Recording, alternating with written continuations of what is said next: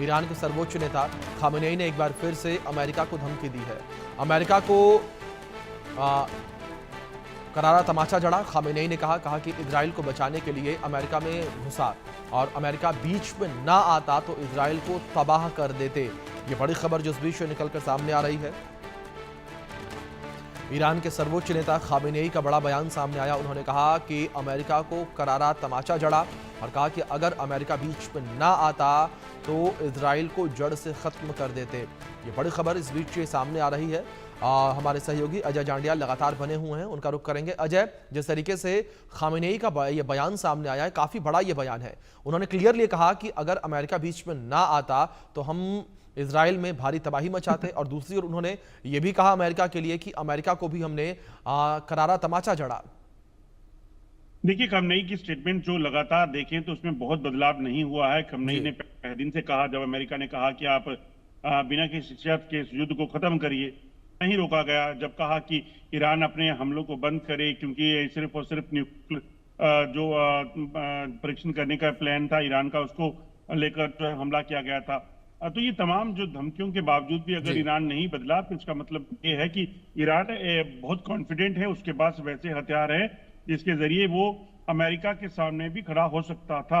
इसी वजह से उसने किया। और उसके बाद खamenei की स्टेटमेंट जो अगर आप देखें, जो लगातार आ रही है कि अमेरिका को तमाचा और कहीं ना कहीं इजराइल पर जो है वो बड़ा हमला हमने किया, बड़ा नुकसान किया, तो ये में काफी जो आशंकाएं जो है वो बन जाती हैं।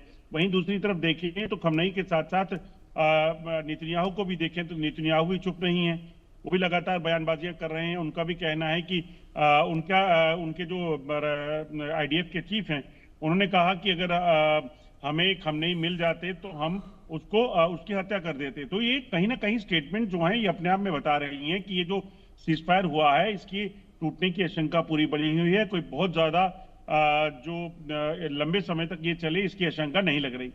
जी, जाहिर तौर पर। लेकिन दूसरी ओर अजय, अगर देखा जाए इस पूरे युद्ध को लेकर तो यहाँ पर खामेनेई जो है वो खुलकर, जिस तरीके से आपने भी जिक्र किया कि बयानबाजी करते नजर आए, लेकिन यहाँ पर बड़ी बात ये भी है अजय कि जिस तरीके से ईरान ने अमेरिका के ऊपर हमला किया, और जब अमेरिका ने ईरान पर हमला किया था हर कोई ये कह रहा था कि ईरान जो है वो अमेरिका के ऊपर हमला नहीं करेगा, लेकिन उसके बावजूद भी ईरान ने अमेरिका के ऊपर हमला किया। और उसके बाद अमेरिका का जिस तरीके से बयान सामने आया, ट्रंप का बयान सामने आया, ट्रंप ईरान की तारीफ करते नजर आए। देखिए, बिल्कुल यही चीज देखने वाली है कि जिस तरीके से ईरान की तरफ से आप देखें तो हमला किया गया अमेरिका के बेस पर कतर में, वो अपने आप में बताता है कि ईरान पहले से प्रिपेयर था। ईरान को पता था कि अमेरिका जो है वो बैक कर सकता है इजराइल को, और उसी के वैसा हुआ भी। अमेरिका ने अपने B-2 बॉम्बर से जो है वो हमला किया और ईरान में कई न्यूक्लियर ठिकाने ध्वस्त करने की बात की।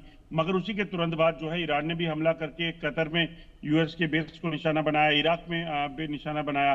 तो ये अपने आप में बताता है कि ईरान अपने आप में काफी जो है वो कॉन्फिडेंट था और इसलिए उसने अमेरिका पर जवाबी कार्रवाई की। अब ये देखना होगा कि क्या ये आने वाले दिनों तक जो सीजफायर की बात हुई है, क्योंकि उसके बाद हमले के बाद आप देखें तो तुरंत कह रहे हैं कि हमने अमेरिका से बदला ले लिया, और तो उसके तुरंत बाद ये भी आया कि अमेरिका बीच में नहीं आता तो हम इजराइल को मिटा देते। तो ये सारी स्टेटमेंट जो हैं वो देखी जा रही हैं कि आखिरकार बीच में कोई ना कोई इनका कोलिंक करती हैं, तो कोरिलेट करती हैं एक दूसरे के साथ। तो इसके पीछे की वजहें जो हैं वो कई होगी ताकि इस जंग को रोका जा सके, एक आधार बनाया जा सके। मगर सबसे ज्यादा चिंता इस वक्त अमेरिका को अगर है, इजराइल को अगर है, तो वो इस चीज की है कि क्या ईरान के पास वाकई में न्यूक्लियर वेपन तैयार हो चुका है, और जो यूरेनियम जो अभी तक नहीं मिल पाया है, जिसमें कोई अभी जानकारी नहीं मिल पाई है, वो यूरेनियम कहाँ है।